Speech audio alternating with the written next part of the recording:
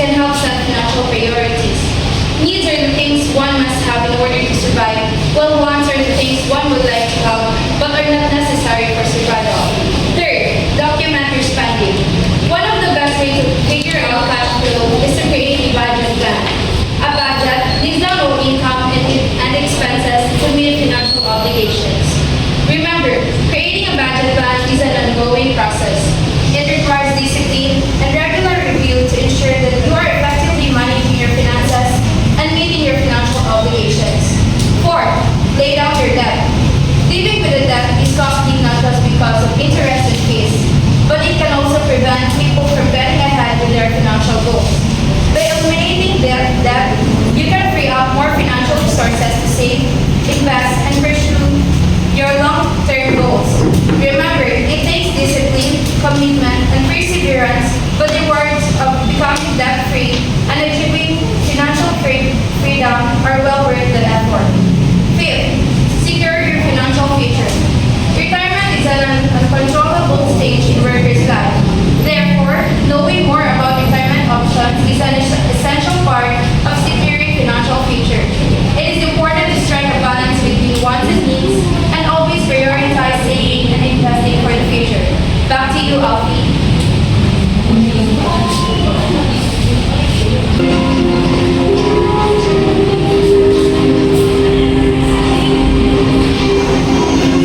Okay, for the next headline, may I call on these battle targets for Thank you, Miss.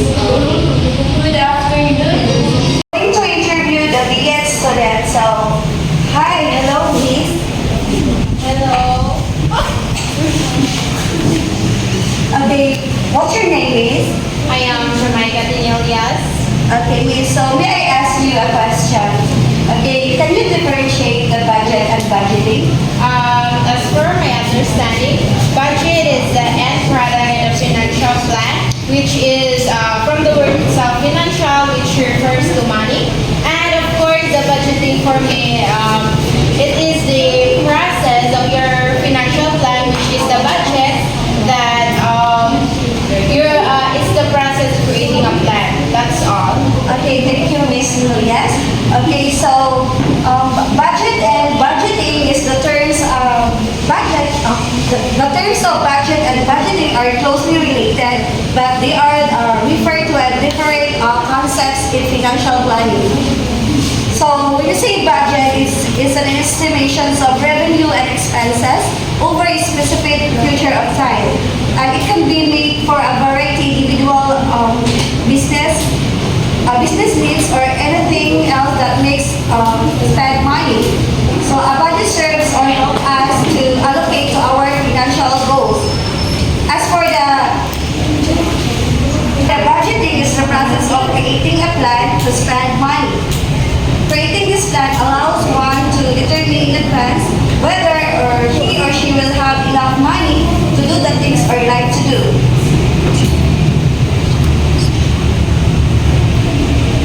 So here is the step to be able to budget your money. These 7 steps outlines the process of good budgeting.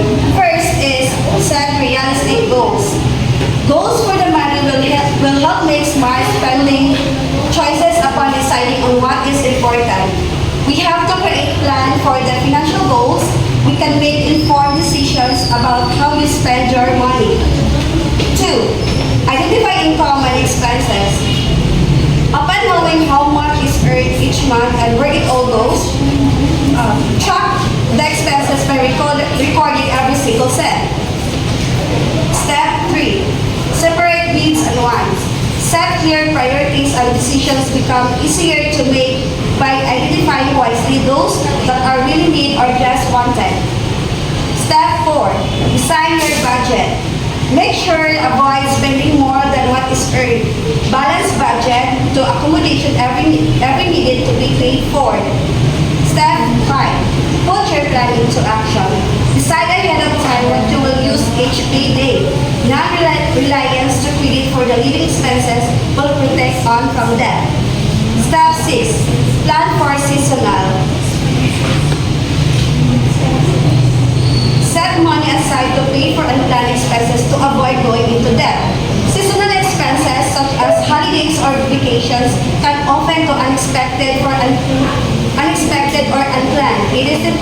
set aside money in your budget specifically for these expenses so you can avoid going into debt when they arise.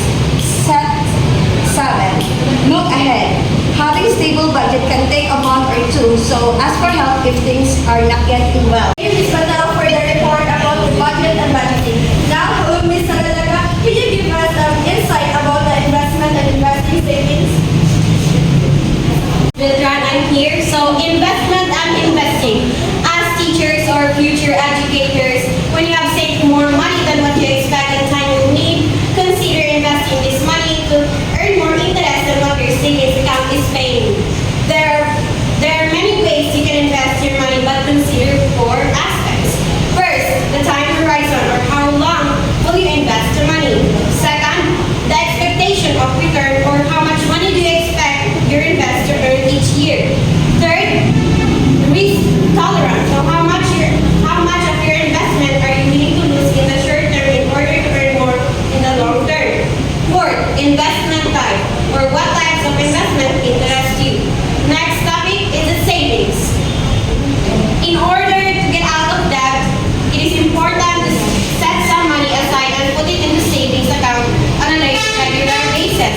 Savings will also help in buying things that are needed or wanted without borrowing. Back to you, Ms. Viltran. Thank you, Ms. Salalaga. Now, here are some they call it financial security to avoid. First is phishing. Scammers send an email that appears to come from a financial institution such as bank and ask you to click on a link to update your account information. If you receive any correspondence that asks for your information, never click on the links or provide account details. Instead, visit the company's website, find official contact information, and call them to verify their request.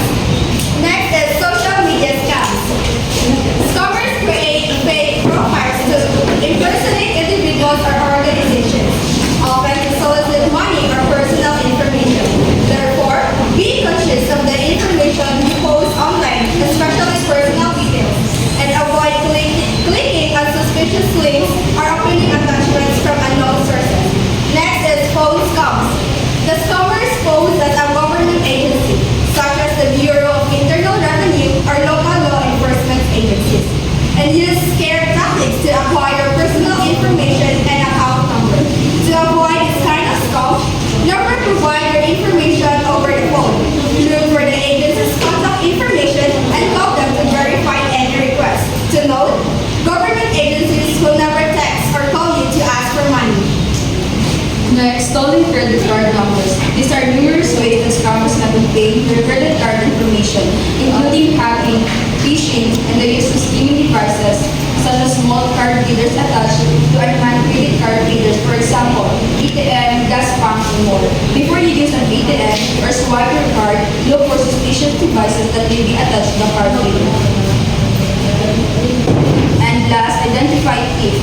If scammer are able to obtain your social security number, date of birth, and other personal information, they may be able to open new accounts on your name without your knowledge.